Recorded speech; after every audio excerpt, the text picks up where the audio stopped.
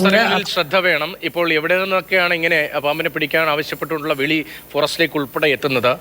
എവിടേക്കാണ് ശ്രദ്ധ വേണ്ടത്? ഏതൊക്കെ പാമ്പുകളെ പ്രത്യേകമായി ശ്രദ്ധിക്കണം? ഇപ്പോൾ നമ്മുടെ നാട്ടിൽ നിരവധി പാമ്പുകൾ ഉണ്ടെങ്കിലും വീര്യം കൂടിയ വിഷമുള്ള പാമ്പുകളുടെ എണ്ണം കുറവാണല്ലോ. ഏതിനെയൊക്കെ പ്രത്യേകമായി ശ്രദ്ധിക്കണം? നമുക്ക് കോൾസ് എല്ലായിടത്തു നിന്നും വരാറുണ്ട്. ഇപ്പോൾ എല്ലാ ജില്ലയിലും വോളണ്ടിയേഴ്സ് ഉണ്ട്. ഞാനൊക്കെ തിരുവനന്തപുരം ജില്ലയിൽ മാത്രമാണ് പോകുന്നത്. നമ്മുടെ ജില്ലയിൽ തന്നെ എനിക്ക് തോന്നുന്നു നാട്ടുപുറത്തുള്ളതിനേക്കാൾ കൂടുതൽ സിറ്റിയിൽ നിന്നാണ് കൂടുതൽ കോളുകൾ വരുന്നത്. പിന്നെ നമുക്ക് പേടിക്കാനുള്ളത് കേരളത്തിൽ 100-120 ഇനം പാമ്പുകൾ ഉണ്ടെങ്കിലും നമുക്ക് ഏറ്റവും കൂടുതൽ പേടിക്കേണ്ട പാമ്പുകൾ എന്ന് പറയുന്നത് 4 വിഷപ്പാമ്പുകളാണ് ഉള്ളത്. അതില് കിങ്കോബ്ര 5ാമതൊരാളാണ്. പക്ഷേ കിങ്കോബ്ര നമുക്ക് അധികം അങ്ങനെ പുറത്ത് കാണുന്നില്ല. കിങ്കോബ്രയെ കൊണ്ട് നമുക്ക് അധികം അങ്ങനെ ബൈറ്റ് കൊണ്ട് ബുദ്ധിമുട്ടുണ്ടാവുന്നില്ല. പക്ഷേ മൂർഖം പാമ്പ്, അണലി, കോമൺ ക്രേറ്റ്, വെള്ളിക്കെട്ടൻ, ഇവര് മൂന്നുമാണ് ശരിക്കും ഒരു മനുഷ്യ ജീവനെ അപഹരിക്കാൻ മാത്രം വെനമസ് ആയിട്ടുള്ള സ്നേക്ക് എന്ന് പറയുന്നത്. പിന്നെ ക്ലോസ് ഗെയിൽഡ് വൈപ്പർ ഉണ്ട്, ഈർച്ചവാളൻ ശൽക്ക അണലി.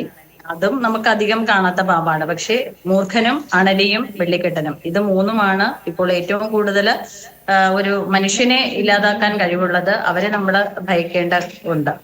ഈ അണലിയും വെള്ളിക്കെട്ടനെയും കണ്ടാൽ, ഇപ്പോൾ വെള്ളിക്കെട്ടൻ താരതമ്യേന ചെറുതാണ്, വലുതുമുണ്ടെങ്കിൽ പോലും അണലിയും വലിയ അനങ്ങാതെ കിടക്കുന്നതാണ്. അപ്പോൾ ഇത് തിരിച്ചറിയാൻ വലിയ ബുദ്ധിമുട്ടല്ലേ? അപ്പോൾ വീട്ടിലാണെങ്കിൽ, ഇപ്പോൾ നഗരത്തിൽ നിന്നാണ് കൂടുതൽ കോളുകൾ വരുന്നതെന്ന് പറയുന്നു.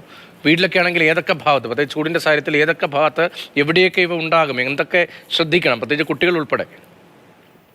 അതെ, നമുക്ക് വീടിനോട് ചേർന്ന് നമ്മള് ചെടിച്ചട്ടികളൊക്കെ വെക്കുന്ന സ്ഥലങ്ങള്, കിണറിനോട് ചേർന്നുള്ള സ്ഥലങ്ങള്, പൈപ്പിന്റെ വെള്ളം നനയുന്ന ഭാഗങ്ങള്, പൈപ്പൊക്കെ വച്ചേക്കുന്ന സ്ഥലങ്ങള്, പിന്നെ വീടിന്റെ ജനലുകള്, വാതിലുകളൊന്നും തുറന്നിടരുത്. നമുക്ക് എന്താണ്, ചൂടാണ് നമുക്കറിയാം, നമുക്ക് മനുഷ്യന് സഹിക്കാൻ പറ്റുന്നില്ല. അതുകൊണ്ട് തന്നെ മൃഗങ്ങൾക്കും അത് ബുദ്ധിമുട്ടാണ്.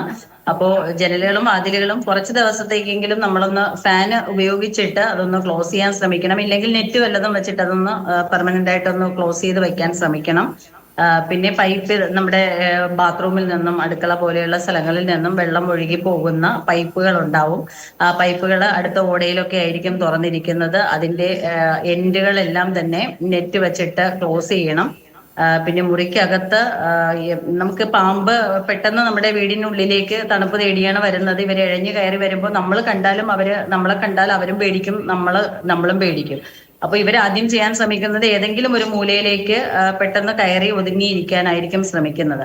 അല്ലെങ്കിൽ നമ്മൾ കണ്ടില്ല എന്നുണ്ടെങ്കിലും ഇതുപോലെയാണ്, നമ്മുടെ ഒരു പ്രസൻസ് പെട്ടെന്ന് അറിയുമ്പോൾ അവര് ഏതെങ്കിലും ഒരു മൂലയിൽ ഒതുങ്ങിയിരിക്കും. അത് പക്ഷെ നമ്മൾ കാണണമെന്നില്ല. അതുകൊണ്ട് തന്നെ വീടിനുള്ളിൽ അനാവശ്യമായിട്ട് സാധനങ്ങൾ കൂട്ടി വെക്കുന്നത് മാക്സിമം ഒന്ന് ഒഴിവാക്കണം.